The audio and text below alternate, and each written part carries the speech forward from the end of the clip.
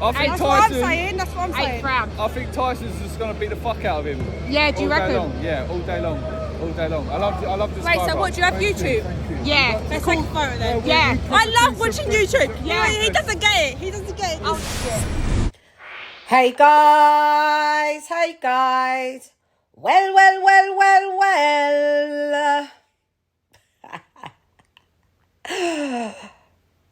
The mockery was in the building.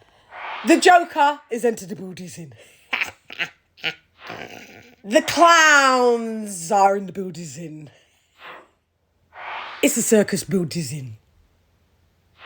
Well, it's the Joker Shan here. I guess I just have to come through, with this ensemble here, because Tyson Fury, the fraud, as we've been saying for the last how many years, smoke and mirrors, and I'm from the world of smoke and mirrors, being the Joker, know how smoke and mirrors work, and they worked on you. The bamboozle was in the building. So Tyson Fury decides to cherry pick Francis Ngannou as a non-title defense sanctioned by the WBC. Riddle me that. The Riddler will not be entering the building. So you mean to tell me that Francis Ngannou, a guy that is 37 years old, been out the ring over 600 days, that equates to about 18 months, coming off knee surgery, and anybody that knows knee surgery isn't a joke. Never had a pro fight, had 2 amateur fights, coming from the mixed martial arts stable sport,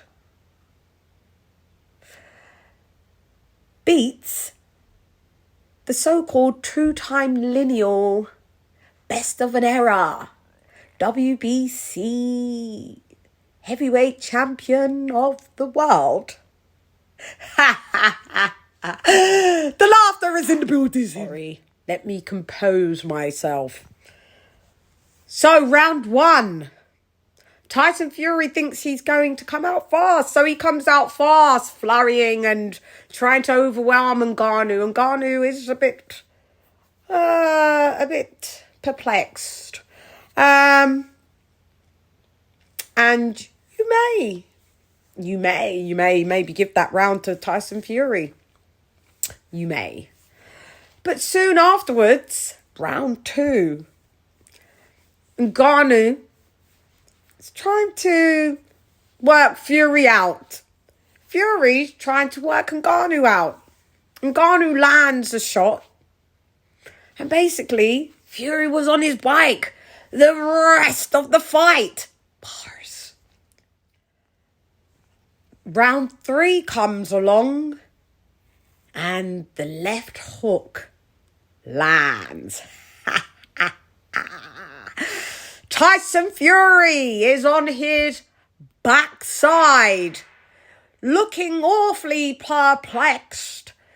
He doesn't understand what's happened. What's happened is you're being outboxed by a novice. The perplexity entered the building. Francis Ngannou boxed beautifully.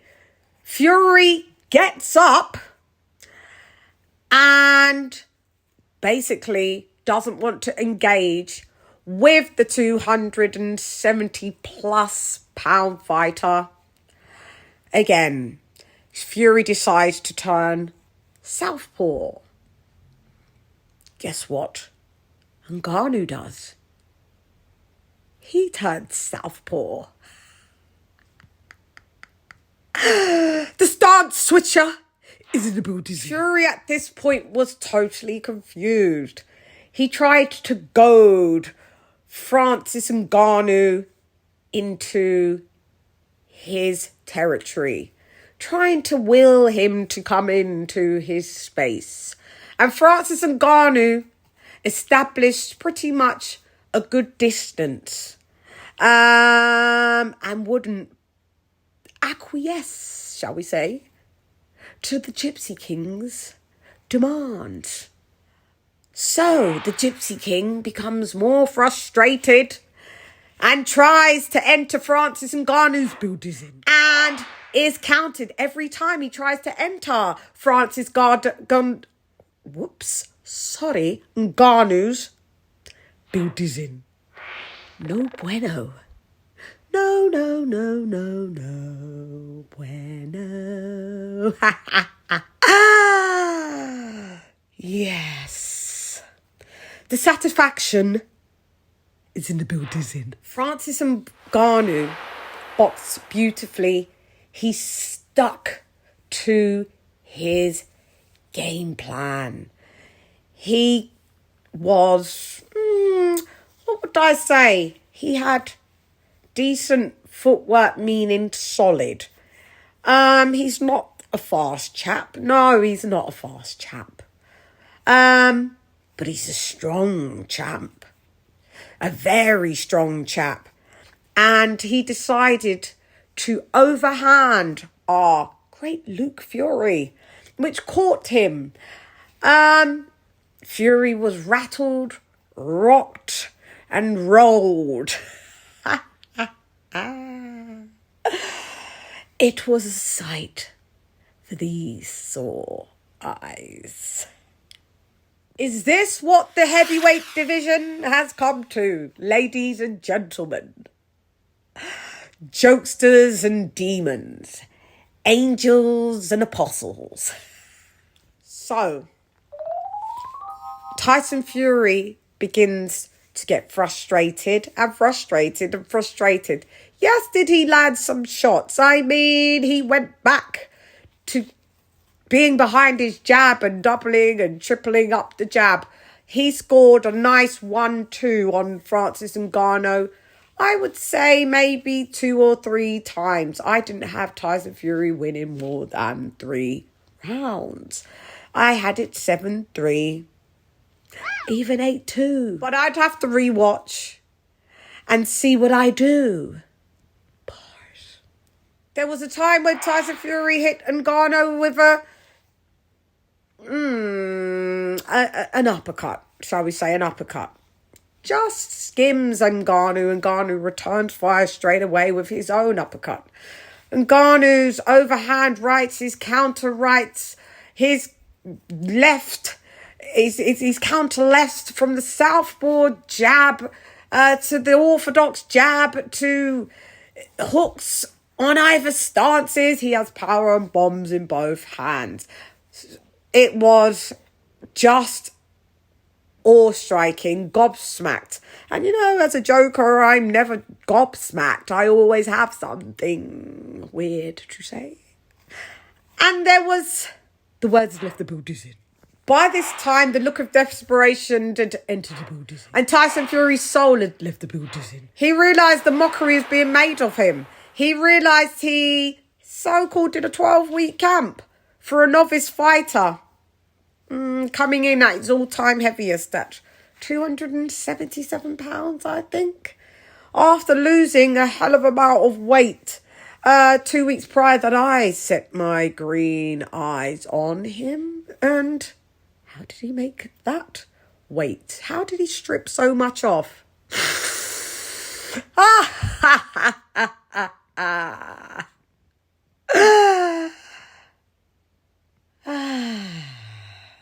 Please, sir, can I have some more?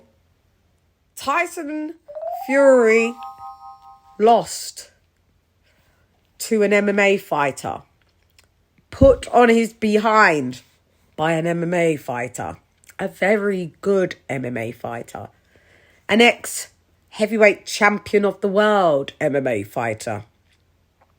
Tommy Fury fumbles. Got put down by an MMA fighter. No, sorry. Even the Joker gets it wrong. He was put down by a YouTuber. It would have been better if it was an MMA fighter, because it's a fighter nonetheless. He was put down by Jake Paul and gifted a win.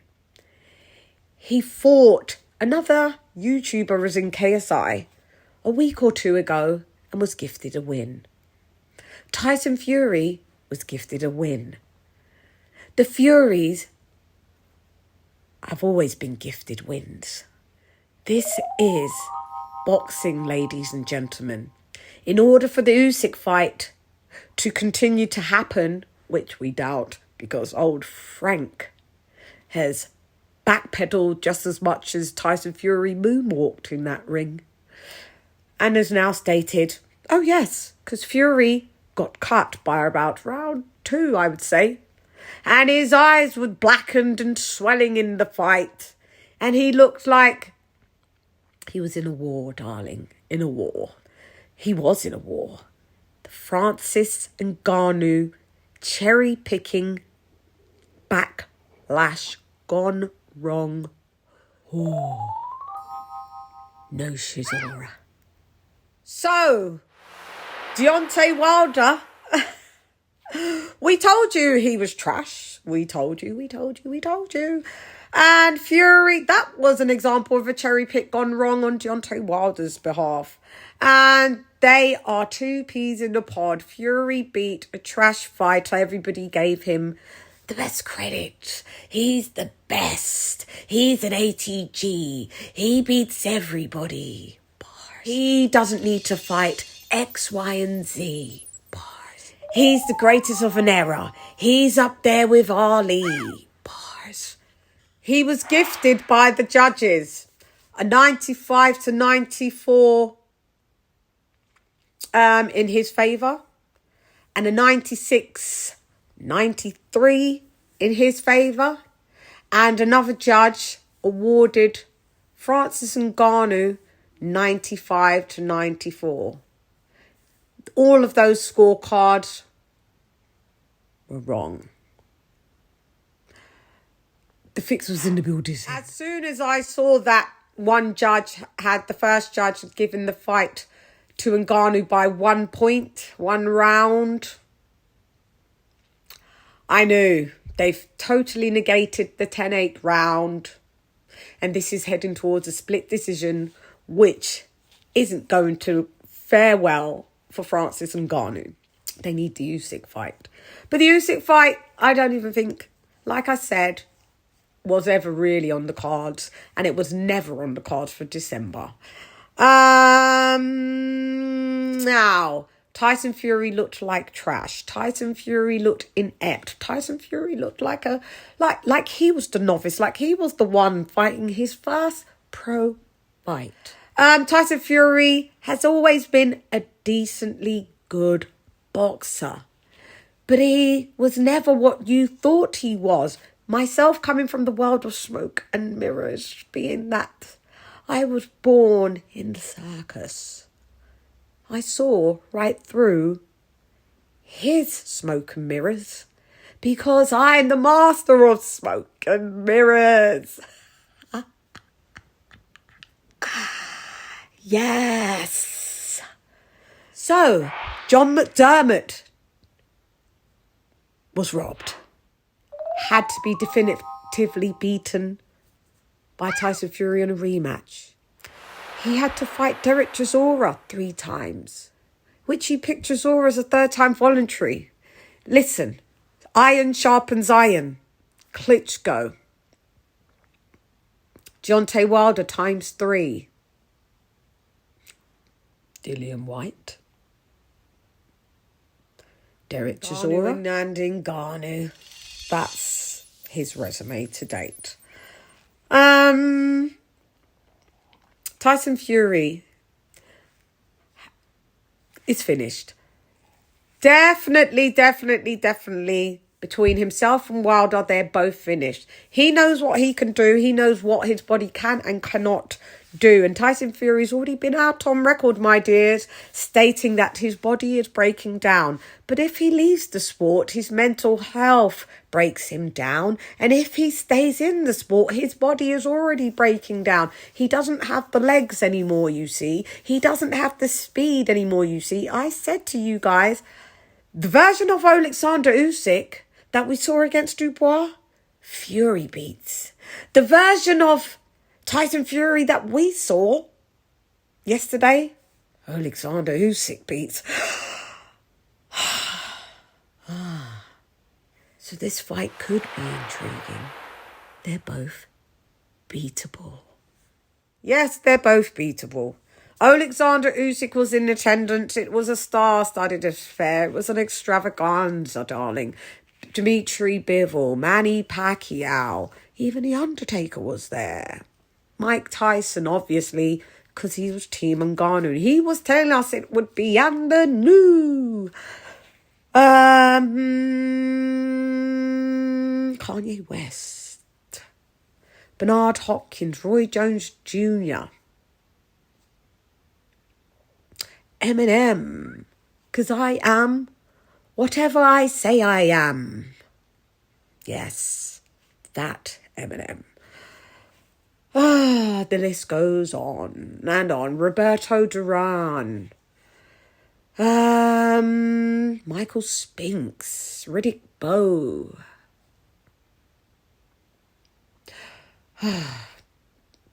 All by the Saudis' expense. And let me tell you, big up to my colleague Flodan, who was on the official track, who performed on the night with Little Baby. Epic. Amazing. Fantastic. No expense spared with the entertainment, with the optics, the visuals, the effects. Just amazing. An amazing, amazing extravaganza, darling. The money was in the building. But what's said and done is done and said. I have lots more to say, and I will be back, Jack. Yes. So, guys, this is a victory. We all know Tyson Fury has an official L on his record. And even if he were to rematch Ngannou, which he won't, he can never rewrite the embarrassment that he just experienced in Saudi Arabia that has now been tied into Riyadh season. So, everybody, not all money is good money. Anyway, I'm gone. Hey girl, it's LadyChann, aka the Joker. Come box with CHANN. Yan.